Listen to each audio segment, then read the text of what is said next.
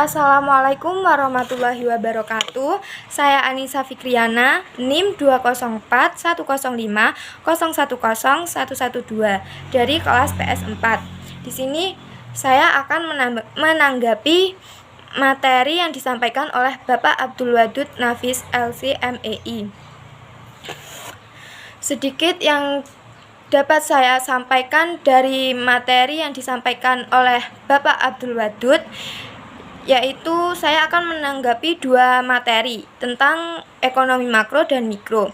Yang saya ketahui tentang ekonomi makro adalah cabang ekonomi yang mempelajari bagaimana perekonomian secara keseluruhan seperti pasar atau sistem lain yang beroperasi dalam skala besar yang berperilaku. Ekonomi makro mempelajari fenomena ekonomi secara luas, seperti inflasi, tingkat harga, tingkat pertumbuhan ekonomi, pendapatan nasional, produk domestik bruto atau PDB, dan perubahan pengangguran. Dan juga ekonomi makro menjelaskan perubahan ekonomi yang mempengaruhi banyak rumah tangga atau household, perusahaan, dan pasar. Saat ini ekonomi makro di Indonesia jauh lebih kuat untuk menghadapi ancaman krisis ekonomi dibandingkan dengan kondisi ekonomi pada tahun 1997.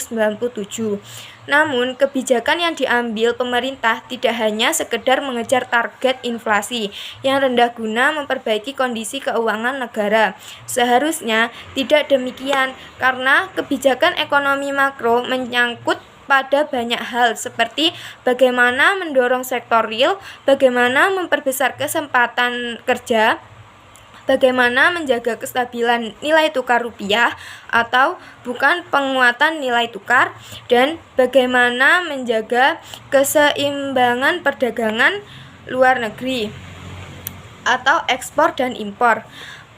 Ekonomi makro mencangkup pada kegiatan yang luas dan tidak hanya dengan memperhatikan satu elemen saja. Adapun salah satu contoh dari John Maynard Keynes yang dianggap sebagai bapak ekonomi makro modern dan disebutkan dalam banyak buku pelajaran ekonomi, salah satu karyanya yang paling terkenal yaitu The General Theory of Employment, Interest, and Money. Dan dalam tulisan-tulisannya yang lain, Keynes berpendapat bahwa output ekonomi dipengaruhi oleh faktor-faktor seperti permintaan agregat yang dapat ditingkatkan dengan merangsang pengeluaran pemerintah serta dengan menurunkan pajak.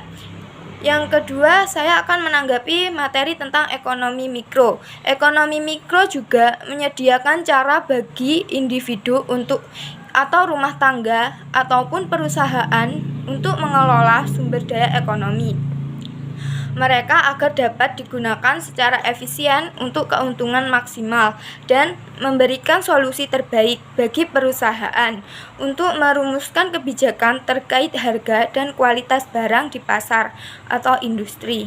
Ilmu ini juga mempelajari perilaku konsumen dan perusahaan serta penentuan harga pasar dan jumlah input barang dan jasa yang diperdagangkan.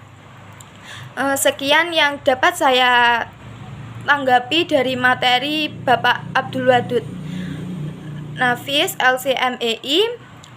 Mohon maaf apabila dalam penyampaian materi ada salah kata atau kurang berkenan. Terima kasih, semoga bermanfaat. Assalamualaikum warahmatullahi wabarakatuh.